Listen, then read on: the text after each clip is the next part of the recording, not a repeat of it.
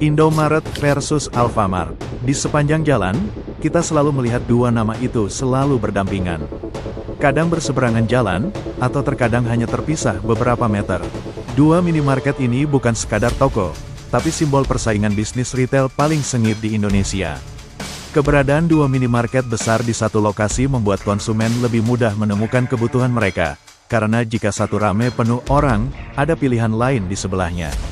Menurut teori lokasi dalam bisnis, teori ini menjelaskan jika dua pesaing memilih lokasi yang berdekatan di tengah pasar, itu strategi mereka untuk menguasai pangsa pasar secara 50-50%, dan menyerahkan keputusan akhir pada konsumen. Banyak fakta menarik yang bisa kita bahas di dokumenter kali ini.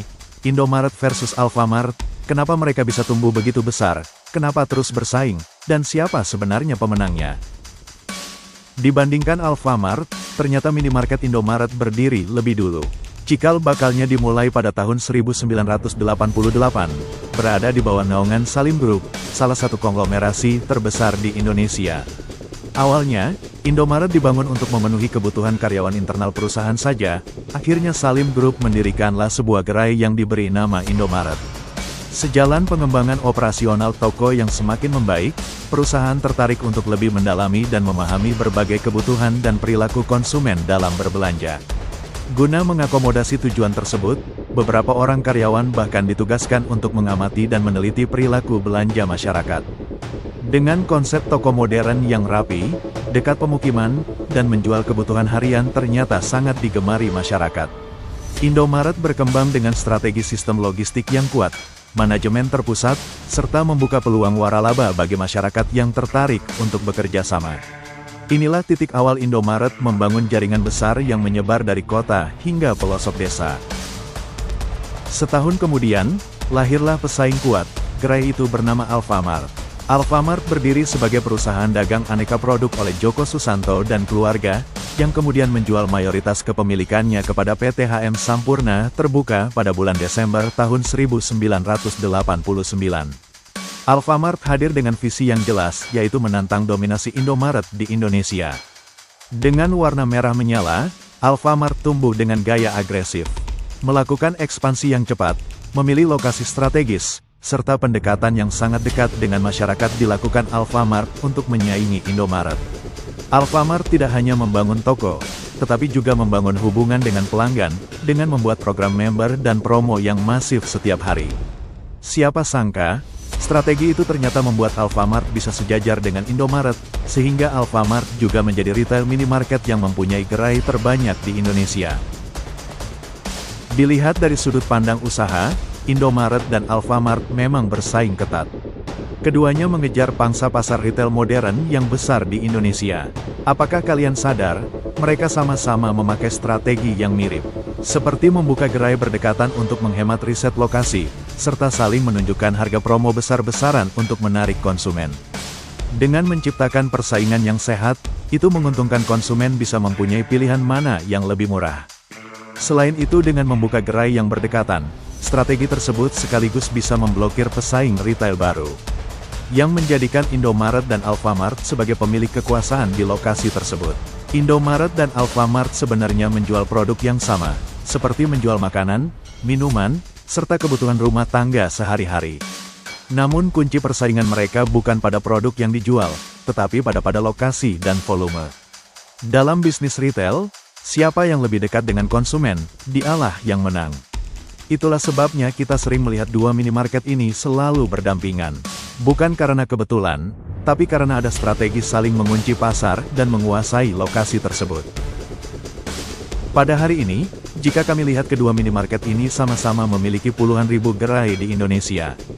Mereka menyerap ratusan ribu tenaga kerja, bekerja sama dengan UMKM, dan menguasai rantai distribusi retail modern. Jika kita amati dua minimarket ini sama-sama memiliki keunggulan lainnya. Untuk minimarket Indomaret, mereka lebih unggul dalam jaringan logistik yang ada di mana-mana, mempunyai variasi produk yang lebih banyak pilihan, serta penetrasi hingga daerah terpencil seperti di desa-desa. Sedangkan Alfamart, mereka lebih unggul dalam program promosi agresif setiap hari, program loyalitas pelanggan dalam berbelanja sehingga menarik konsumen baru, serta melakukan ekspansi yang cepat dan rapi menyaingi Indomaret. Tapi jika kita lihat dari sisi skala, keduanya sama-sama raksasa. Sama-sama ada di mana-mana yang menjadikan mereka penguasa di setiap lokasi berada. Sejenak mari kita ke pinggir sebentar, kita lupakan retail Indomaret dan Alfamart yang ada di mana-mana. Kita tengok dampak lainnya dari sudut pandang lain, yang namanya bisnis memang tetap bisnis. Siapa yang lebih cepat memahami kebutuhan konsumen dialah pemenangnya. Memang kejam, tapi itulah realitanya yang harus kita terima dalam menjalankan bisnis. Dengan pertumbuhan Indomaret dan Alfamart yang begitu pesat, maka banyak warung kecil yang merasakan tekanan. Salah satu faktor utama yang menyebabkan warung tradisional sulit bersaing adalah strategi bisnis yang diterapkan oleh Alfamart dan Indomaret. Namun menariknya, ternyata tidak semua warung mati. Warung yang masih bisa bertahan, biasanya juga memberikan promo harga miring, menjual produk kebutuhan sehari-hari dengan variasi yang banyak, serta memberikan hubungan personal yang baik dengan pelanggan sekitar. Dengan pemikiran maju pemilik warung, menunjukkan bahwa persaingan besar tidak selalu mematikan usaha kecil, jika pemiliknya mampu beradaptasi dan memahami kebutuhan pasar.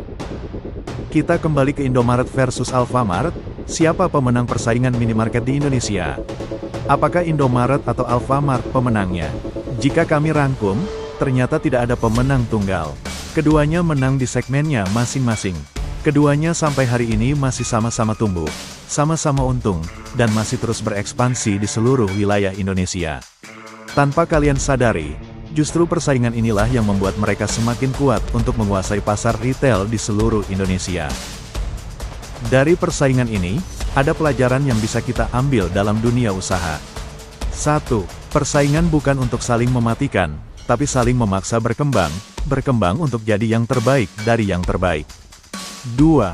Sistem dan konsistensi lebih penting daripada sekedar modal besar. Dengan sistem yang jelas dan konsisten melakukan promo harga, serta melakukan pendekatan ke pelanggan untuk merasa nyaman berbelanja adalah kunci usaha terus bertahan. 3. Bisnis kebutuhan harian adalah bisnis paling tahan krisis, silahkan dicoba. Dari Indomaret dan Alfamart membuktikan bahwa siapa yang paling disiplin dan adaptif, dialah yang akan bertahan lama. Di balik toko kecil yang kita masuki setiap hari, ternyata tersimpan strategi bisnis yang luar biasa. Indomaret dan Alfamart bukan sekedar minimarket, tapi cermin nyata kerasnya persaingan dunia usaha. Jika kamu membangun usaha hari ini, strategi siapa yang akan kamu tiru? Jika kamu suka dokumenter dunia usaha seperti ini, jangan lupa like, komen, dan subscribe channel ini, agar tidak ketinggalan cerita bisnis lainnya.